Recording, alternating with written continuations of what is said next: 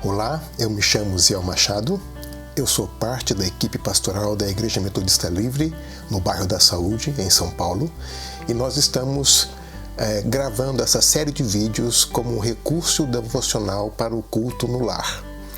Eu quero mandar um grande abraço para todos os membros de nossa comunidade e para aqueles que, não sendo membro de nossa comunidade, nos assistem também, vai o nosso abraço. No mundo marcado por más notícias, a Igreja de Jesus é portadora de boas notícias. É triste quando ela também é parte das más notícias.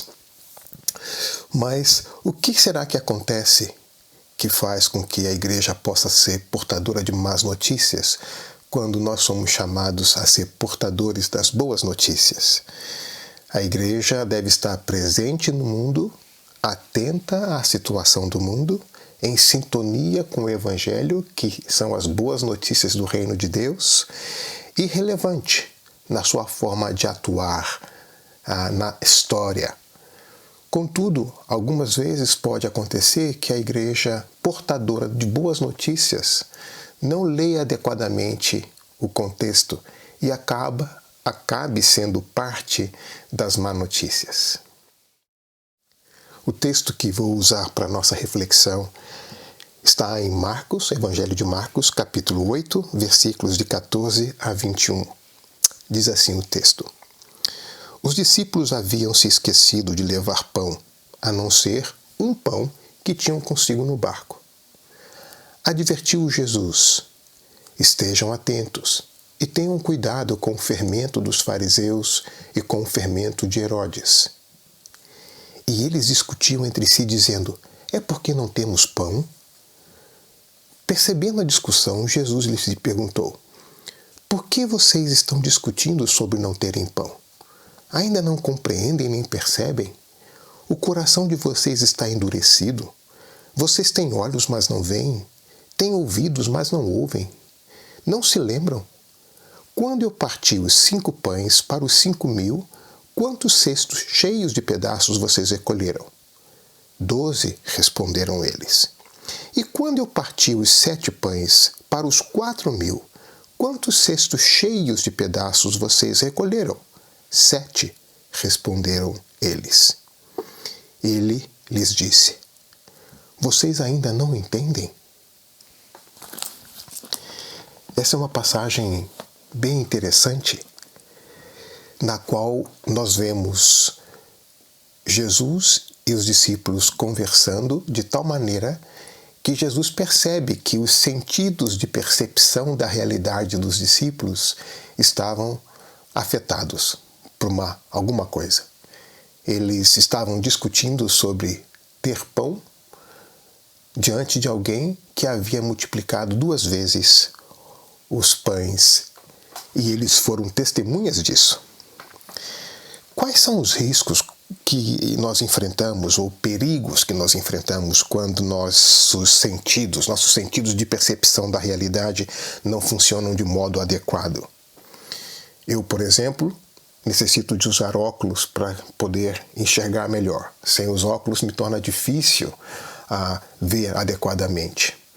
Então, quando eu não recorro a esse instrumento, meu sentido de percepção da realidade fica comprometido. Mas há outras realidades que também afetam de maneira profundamente a nossa percepção da realidade. Afetam também a nossa vida pessoal e afetam a maneira como nós percebemos também a vida da igreja.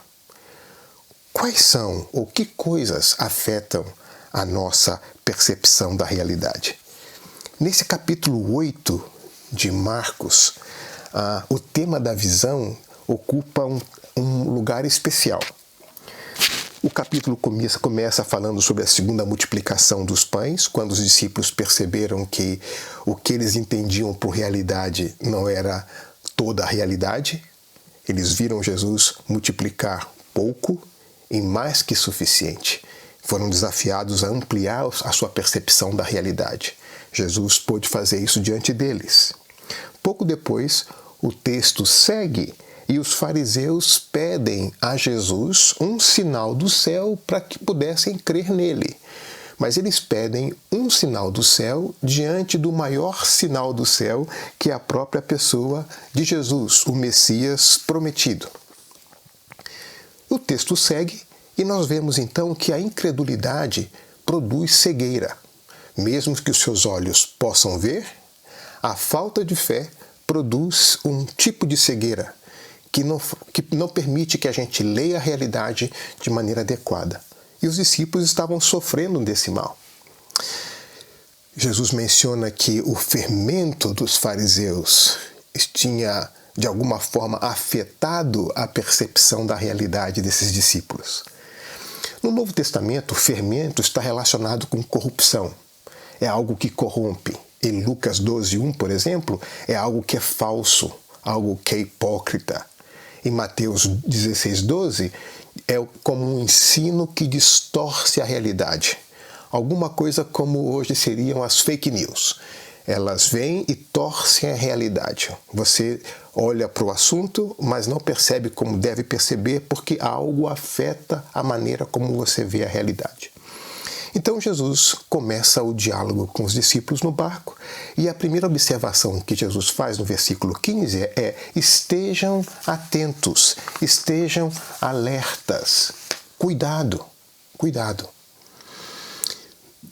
No mundo que vivemos, ter critérios adequados é muito importante. Estar atento e estar alerta nos faz ter uma atitude adequada para poder ler os fatos, para poder entender as situações e perceber as situações. O mau hábito de andar desatento faz com que nós corramos riscos de tombos e de decisões equivocadas. Jesus, então, chama a atenção para os discípulos que eles deviam estar atentos e estar alertas, porque, de alguma forma, eles estavam desatentos a um elemento que estava influenciando a forma de eles pensarem. E Jesus faz uma metáfora dessa situação, descrevendo o fermento dos fariseus. A forma como os fariseus entendiam a Cristo. Achavam que Cristo era um milagreiro, alguém que era um criador de problemas, tanto para as autoridades religiosas como para as autoridades políticas de Israel. Então, a forma como os fariseus, a forma como esses grupos de líderes encaravam, entendiam a Jesus, tinha afetado os discípulos. A tal ponto que no versículo 16 nós vemos aqui um absurdo lógico. Eles estão discutindo se é porque não tem pão diante do Senhor que havia multiplicado o pão não somente uma vez, mas 2 vezes. Inclusive, quando Jesus os perguntou, eles foram capazes de dizer, não, 2 vezes foram feitas multiplicações e disseram um número de cestos que sobrou em cada uma delas. No entanto, Jesus disse: cuidado com o fermento dos fariseus, porque esse fermento dos fariseus está afetando a maneira como vocês percebem a realidade. Olha o versículo 17. Jesus diz assim: vocês não compreendem nem percebem? O coração de vocês está endurecido? Vocês têm olhos, mas não veem? Vocês têm ouvidos, mas não ouvem? Vocês têm memória, mas não se lembram? De alguma forma, esse fermento dos fariseus corromperam os sentidos de percepção da realidade de Jesus, dos discípulos. Portanto, os discípulos tinham o seu coração endurecido, tinham os seus olhos, mas não viam, tinham ouvidos, mas não ouviam. E o problema é que quando nós temos olhos que não veem, corações que não sentem, ouvidos que não ouvem, a nossa percepção da realidade não é uma percepção adequada. E a nossa ação na realidade vai refletir a nossa não percepção adequada da realidade. Então, eles estavam lendo a experiência de forma equivocada. Eles estavam preocupados com o pão, no barco, com Jesus, que havia há pouco tempo feito por 2 vezes a multiplicação dos pães. Mesmo assim, por causa da forma de pensar, eles não haviam entendido a situação. Então Jesus pergunta: vocês ainda não entenderam? Vocês são capazes de me dizer os eventos, os números, as quantidades, mas vocês ainda não entenderam a realidade. Bom, essa história de não perceber de forma adequada a realidade, ela não se limita aos discípulos.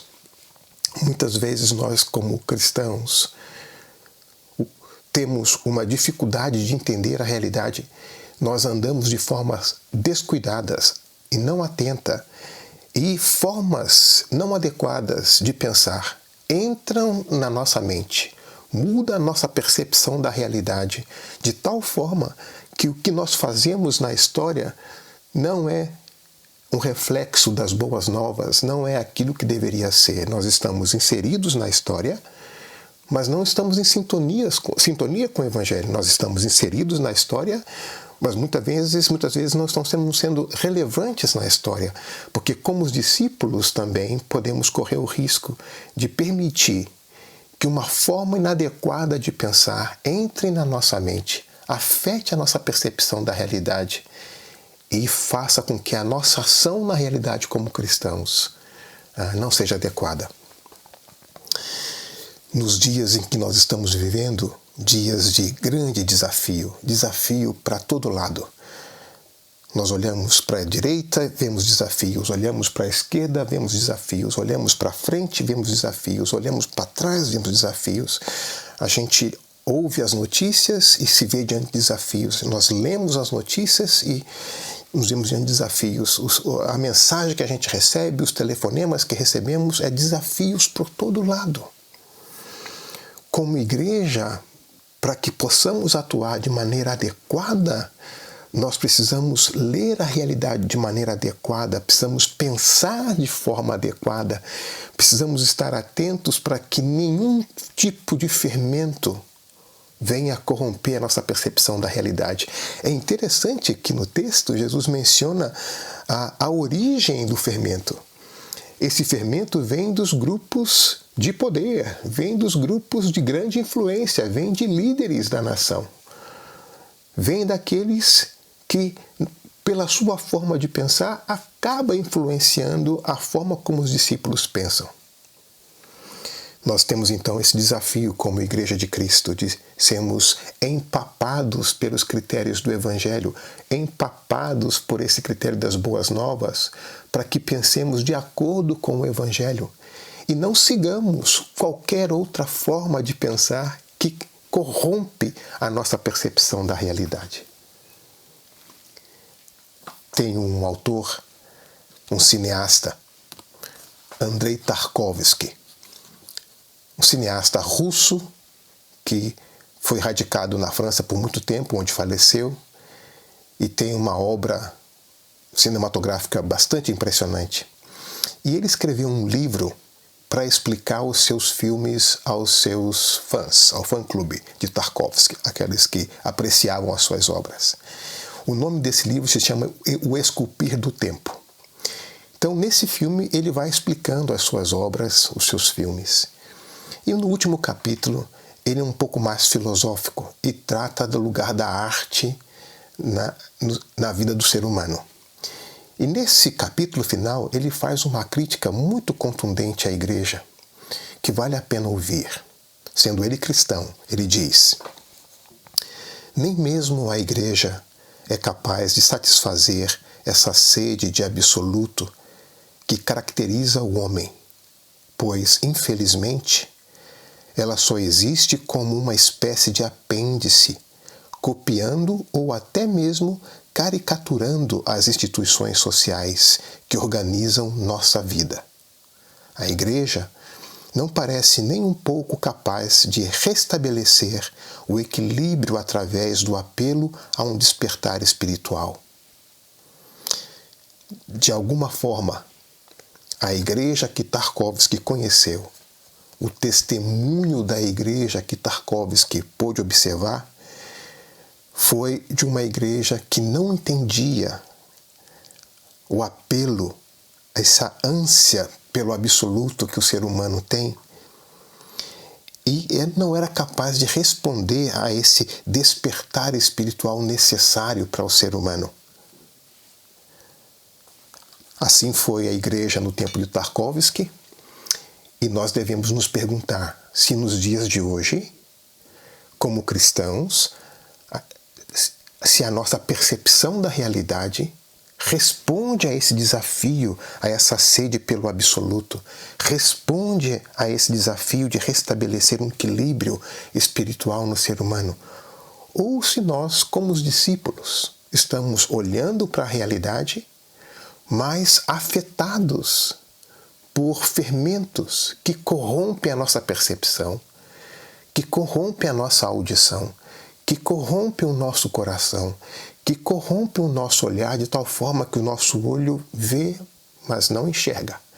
Os nossos ouvidos escutam, mas não ouvem, e o nosso coração não é capaz de sentir, nem a memória de lembrar adequadamente. René Padilha diz que o mundo é um sistema no qual o mal está organizado contra Deus. Há uma dimensão de luta espiritual presente no mundo. E o que lhe dá esse caráter é a sua conexão com Satanás e suas hostes. René diz que Satanás é o Deus desse mundo, com base em 2 Coríntios 4,4, João 12,31. E suas hostes governam esse mundo, 1 Coríntios 2,6. E como é que eles fazem isso? Como é que eles atuam? Como é que essas hostes pervertem a nossa percepção da realidade? Ele diz assim: os poderes demoníacos escravizam ao homem no mundo por meio de estruturas e sistemas que o próprio ser humano absolutiza. A vigência desses conceitos mostra o caráter idolátrico que condiciona a sociedade na qual nós vivemos. Ele diz assim, traduzindo na linguagem da sociologia moderna, os vocábulos utilizados por Paulo indicam que as instituições e ideologias que transcendem ao indivíduo e ao condicionamento do seu pensamento e estilo de vida são como ídolos que escravizam ao ser humano, que nos torna preso no tipo e no modelo de sociedade em que vivemos. Quais são os fermentos que hoje influenciam a nossa forma de pensar? Será que a sociedade de consumo foi um fermento contundente que acabou nos dando critérios do que é bom e do que é mal, de quem pode, de quem não pode, do que vale e do que não vale? Será que hoje em dia essa indústria da mentira, essa popularização dos fake news, essa irresponsabilidade em retratar a verdade, torcer a verdade para conduzir pessoas ao erro, à tensão, ao ódio, à divisão, será que isso se tornou um outro fermento que interfere a nossa percepção da realidade?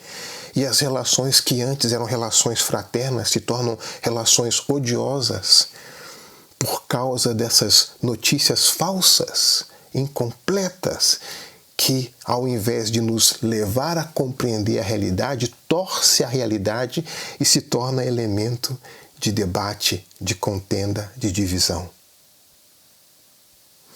O Evangelho são boas novas num mundo repleto de más notícias. O Evangelho é o poder de Deus para a salvação do ser humano. Como igreja, nós somos portadores desse Evangelho. Nós devemos andar atentos e alertas, como Jesus advertiu os discípulos. De outra forma, ao invés de nós sermos portadores das boas novas, seremos apenas uma caricatura das instituições humanas, como mesmo Andrei Tarkovsky descreveu na igreja do seu tempo. Tem um amigo, Asemiro Hoffman, que escreveu num livro fabuloso sobre a cidade na missão de Deus.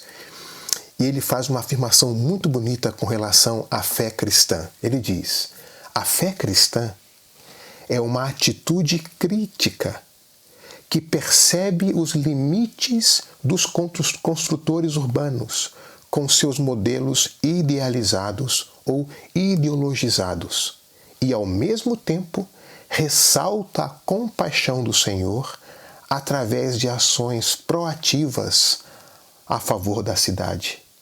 A fé cristã, ela não se coloca como espectadora, mas ela integra-se como fermento capaz de levedar a massa. Nós começamos com fermento como uma metáfora ruim, como algo que corrompe. E aqui ele usa uma outra imagem também bíblica de fermento, quando o fermento leveda a massa. Então a fé cristã não nos tira da história, mas nos coloca na história como essa atitude crítica a esses modelos dos construtores urbanos, com esses modelos idealizados ou ideologizados. Mas essa fé nos coloca na história como expressão de compaixão. E no mundo de má notícias, a compaixão sempre será uma boa notícia. No mundo de má notícias, o amor, a misericórdia, a compaixão, o serviço sacrificial, a empatia sempre será boa notícia. Quando nós percebemos que o testemunho público da igreja é visto como uma má notícia por algumas pessoas ou por muitos, nós temos que nos perguntar: que tipo de fermento tem corrompido a nossa percepção da realidade e nos feito atuar na história de maneira equivocada? Que tipo de fermento tem comprometido a nossa vida cristã na história? O Brasil passa por uma crise muito profunda e essa crise vai se estender por um bom tempo ainda. Como deve ser então marcada, caracterizada essa comunidade chamada Igreja de Jesus Cristo? Portadora do Evangelho, portadora das boas notícias, num mundo marcado e cheio de más notícias. Quais são os fermentos que têm procurado afetar a nossa percepção da realidade? Quais são os grupos de influência que hoje, como os fariseus e os herodianos na época dos discípulos, quais são hoje os grupos de influência que acabam nos influenciando na maneira de pensar, inculcando em nossa percepção da realidade seus fermentos, de maneira que o nosso coração não sente, que os nossos olhos não veem, nossos ouvidos não ouvem e nós não conseguimos lembrar? Quais são os sistemas, os valores, as práticas que têm corrompido a forma como nós agimos na história?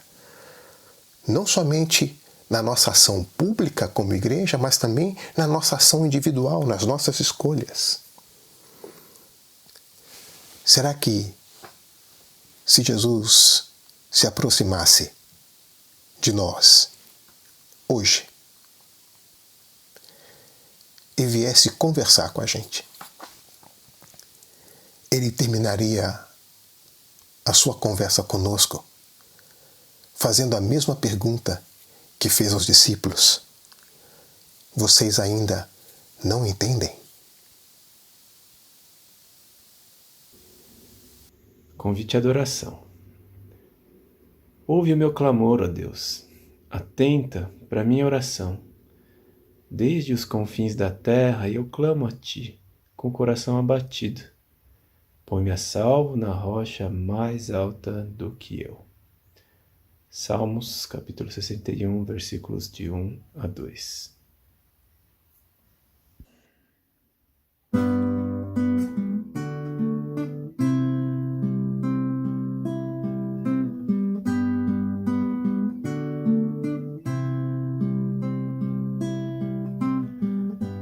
Que a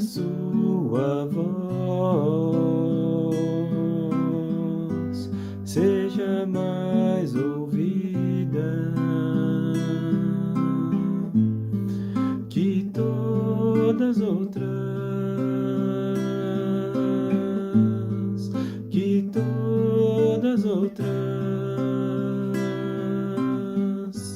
que a sua face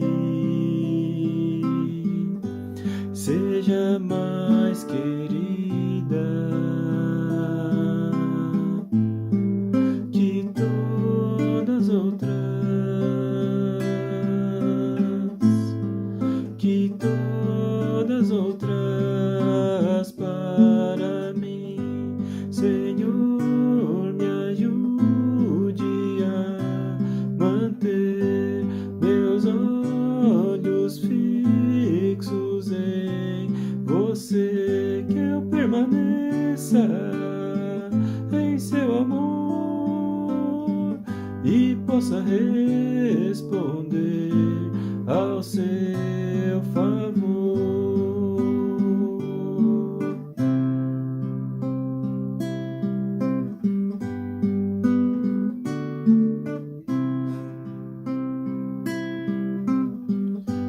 Que a sua presença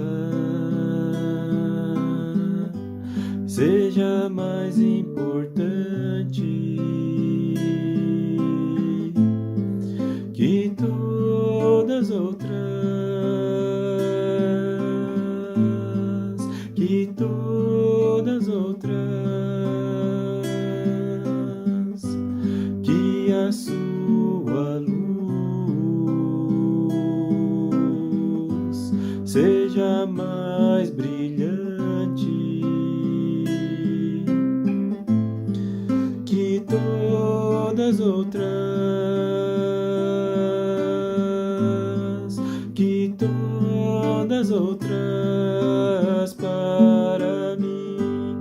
Senhor, me ajude a manter meus olhos fixos em você, que eu permaneça em seu amor e possa responder ao seu favor. Senhor, me ajude a manter meus olhos fixos em você, que eu permaneça em seu amor e possa responder ao seu favor.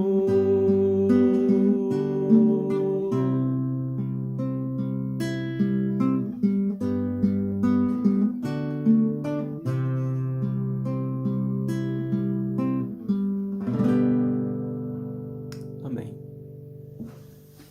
Uma coisa que a quarentena está fazendo a gente refletir bastante, acho que eu já vi mais de uma pessoa comentar a mesma coisa que eu também refleti, é a questão do uso do nosso tempo. Engraçado porque a gente sempre costumava dizer, não tenho tempo, falta tempo, fico muito tempo no trânsito, ou demoro para me preparar, para sair. E hoje a gente não tem esse problema, né? E eu estava falando com alguns irmãos, alguns amigos, comentando sobre isso, e a sensação é que e a conclusão que nós chegamos é que o problema não é trânsito, não é isso que a gente fala, que falta. A questão não é porque a gente continua sem tempo. A gente parou e viu que o dia voa, a gente não consegue fazer tudo que a gente tem que fazer. Parece que a gente continua com aquela sensação de que estamos atolados, cheios de coisas, né? Então a conclusão que a gente chegou é talvez uma que a gente já sabia. É como nós estamos priorizando o nosso tempo, né? Acho que essa é a questão. E essa semana parece que as coisas, essa quarentena vai continuar mais tempo, né? Mais um bom tempo. Então eu acho que esse período que a gente vai ter, a minha oração é para que nós possamos ter um tempo oportuno, né? O Kairos, né? Um tempo de Deus, oportuno de Deus. Tempo para saber aproveitar então essa próxima fase da quarentena e manter nossos olhos fixos em Deus, tendo um tempo para permanecermos em seu amor. Essa é a minha oração.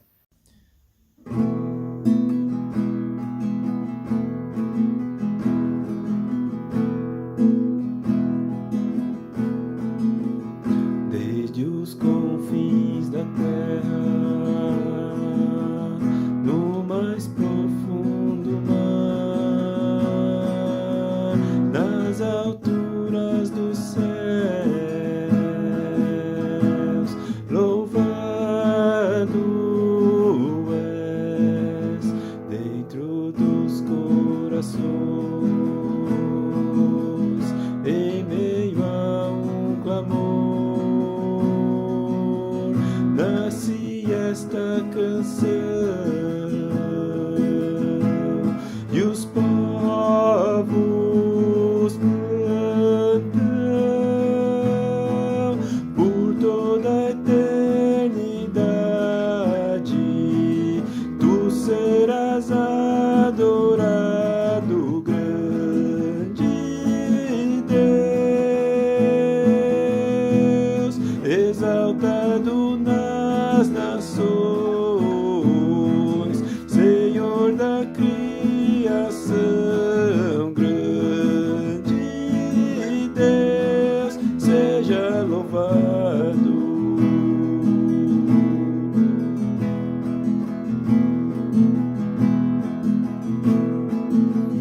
Desde os confins da terra,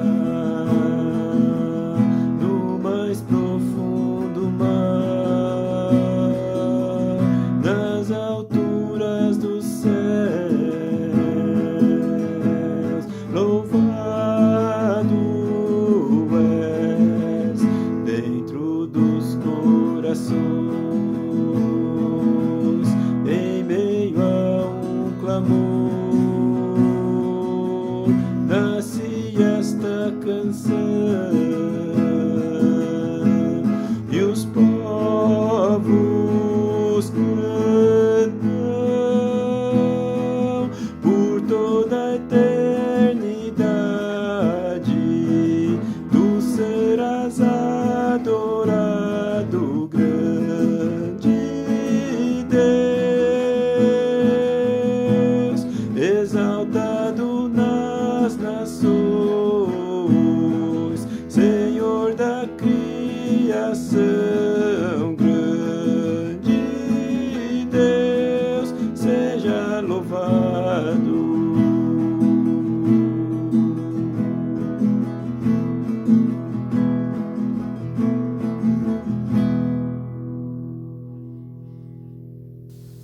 Vamos orar. Ensina-nos teus caminhos, Senhor, e nós andaremos em tua luz. Dá-nos um coração dedicado a ti, para que possamos honrar ao Senhor. Purifica-nos, limpa-nos, Senhor, e nos livra de tudo que possa impedir que o teu amor flua em nós e flua através de nós. Nos ajude, Senhor, a identificar os fermentos do nosso entorno que corrompem a nossa forma de pensar, que corrompem a nossa forma de agir. Senhor, nós oramos por todas as famílias enlutadas. Pedimos que o Senhor conceda a cada uma delas o consolo e o conforto que só o Teu Espírito Santo pode dar.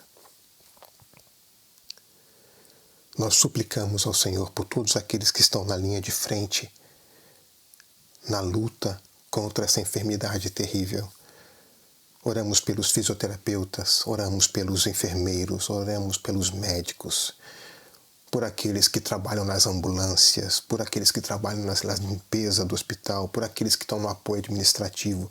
Que o Senhor dê a cada um deles e às suas famílias sabedoria, proteção, esperança. Senhor, eu peço que, como nação, o Senhor nos conceda criatividade, empatia e solidariedade para encontrarmos caminhos que nos permita lidar com todas as consequências que essa pandemia tem trazido. De forma espiritual, de forma emocional, de forma relacional, de forma econômica. Dá, Senhor, criatividade a todas as pessoas que são responsáveis por produzir emprego, são responsáveis por produzir riqueza, para que eles possam olhar com generosidade e possam aprender a compartilhar e a criar espaços de maneira que a vida seja possível em nosso país. Nós oramos pelas autoridades municipais, pelas autoridades estaduais, pelas autoridades federais. Dê a cada um desses líderes da nossa nação discernimento, sabedoria. Dê a cada um deles um temor profundo de Ti, para que esse temor a Ti possa ser revelado no respeito à vida humana, no cuidado da vida humana. Dê a cada um deles sensibilidade para tomar decisões. Pedimos que essa dor que estamos vivendo como nação, não somente nós, mas todo mundo, possa ser algo que gere esperança, de maneira que o mundo que vem seja diferente do mundo que nós deixamos. E agora, que o Deus da paz, que trouxe de volta dos mortos nosso Senhor Jesus, o grande pastor das ovelhas, e confirmou com uma aliança eterna com o seu sangue, os capacite em tudo que precisam para fazer a vontade dele. Que ele produza em vocês, mediante o poder de Jesus Cristo, tudo o que é agradável a ele, a quem seja a glória para todos sempre. Amém. Eu me despeço de vocês, esperando que o Senhor lhes permita discernir quais são os fermentos que têm afetado a sua, a minha, a nossa percepção da realidade, de maneira que nós, como Igreja de Jesus, possamos ser esses portadores da boa nova que é o Evangelho, no meio, nesse contexto de tantas más notícias. Eu encorajo você a seguir, a continuar seguindo as orientações das autoridades sanitárias, lavando bem as mãos, diante do Senhor a cada dia, lavando o seu coração, a manter os seus olhos abertos, seus ouvidos atentos para as possibilidades de expressão de solidariedade e de expressão de afeto àqueles que estejam enfrentando dificuldades resultantes desse período tão difícil que passamos. Que o Senhor te abençoe e te guarde, te proteja e que te ajude a discernir, de tal forma que os seus olhos possam ver, os seus ouvidos possam ouvir e o seu coração possa, de fato, sentir.